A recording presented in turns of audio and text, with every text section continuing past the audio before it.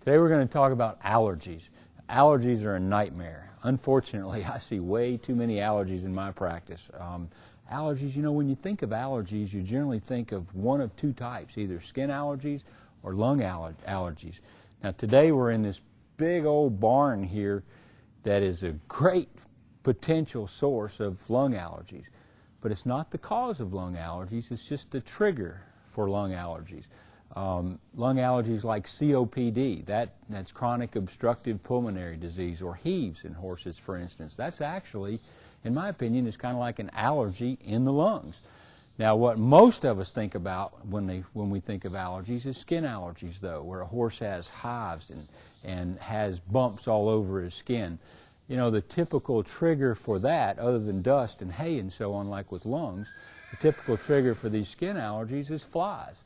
But flies really aren't the cause. I mean, that kind of blows my mind to even think that flies could possibly be a cause, because, you know, horses were born to live outside. They're born to be with flies. They're born to be with dust and everything, too.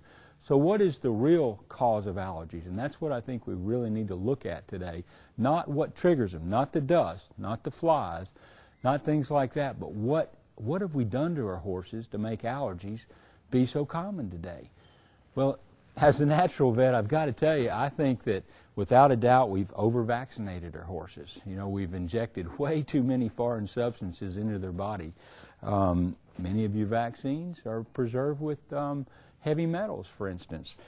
They're grown in other tissue, other species, other animals, and we just keep injecting our horses with foreign substances that sooner or later the horse doesn't know what to react to. It's been vaccinated, hypersensitized so much that sooner or later they just start reacting to everything.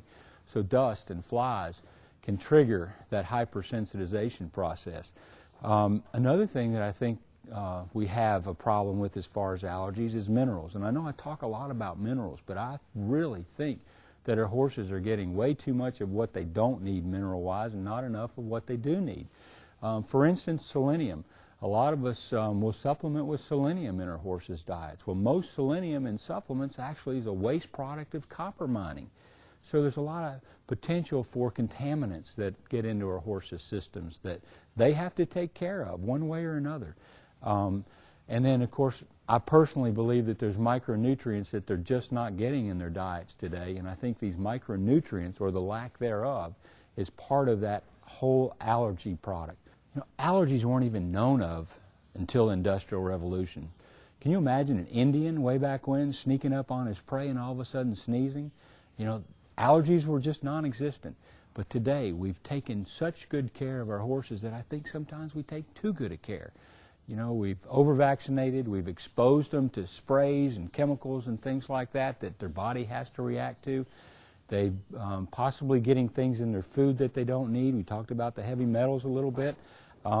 So you got to get rid of that junk out of the body, and you got to try to prevent from putting so much back on and in the body.